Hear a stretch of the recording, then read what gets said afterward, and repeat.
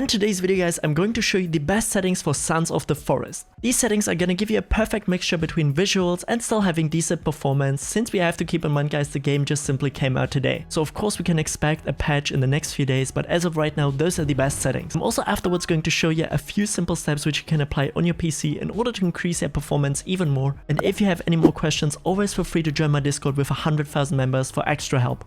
So guys, and once it comes down to the best graphics settings in Sons of the Forest, you should of course in the first place always make sure that your full screen is set to exclusive full screen. Then for VSync, make sure that this one is disabled, maximum FPS put all the way to the right side so you can really get the maximum your PC can basically provide you with. Then we're gonna click onto graphics guys, and this is basically now where you have to enable exactly those settings. Quality preset you gotta put on custom, draw distance, I would say medium, even to high is like the sweet spot. I would probably put it here onto medium because in the game itself you can't really look too far away and it's gonna really increase your FPS. Ambient occlusion you're gonna leave on medium. Fog quality I would put on low since it doesn't really matter too much. Anti-traffic filtering really depends. If you're playing right now on a lower pixel screen, it would definitely help to leave it on guys. If you're playing on a higher pixel one, something like 1440p 4K, then definitely leave it off. Shadow quality itself guys, I would put actually onto low because it's only costing you important performance. Clouds definitely you can put all the way down to low guys, and grass I would also put onto medium. And when it comes down to grass, I would personally put it here right now on my PC onto medium. If you really don't care about it too much, you can also put it on low of course. Water itself I also put down to low because it only costs you important FPS and performance again.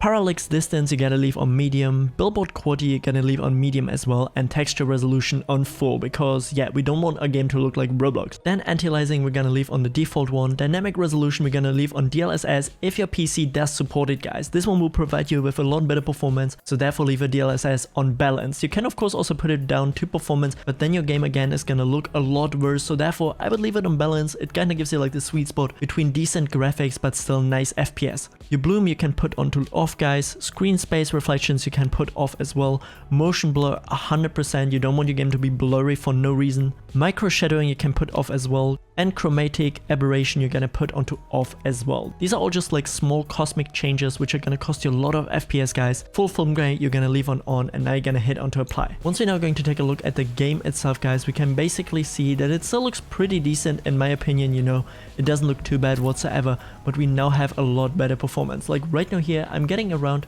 We can of course also expect the performance to change a lot in the next few days guys. Just keep in mind the game just simply came out. If you're wondering about my current system specs, they're gonna be right now here on screen or in the description. I'm running an i9-13900K and an RTX 3070 Ti.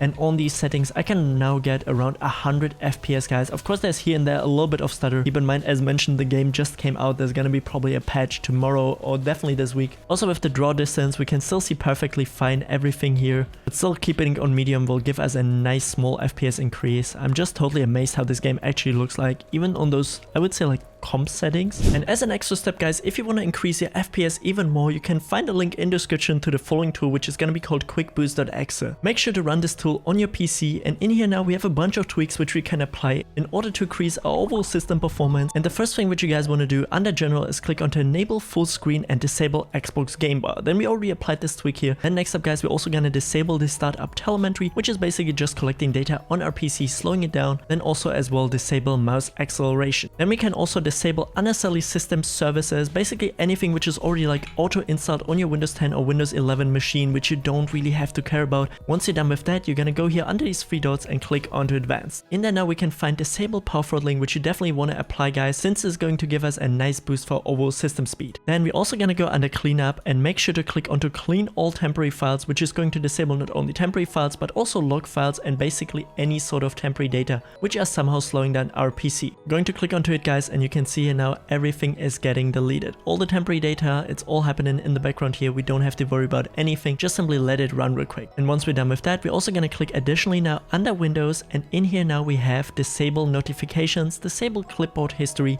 and of course also disable transparency effect, which is actually super hardware demanding on any system. So therefore if you're more on a low end system, this is going to help you out a lot. Once we're done with everything, you're going to close it, restart your PC, and enjoy having a lot better performance. You can by the way also delete the tool from your system, and I hope that this was helpful.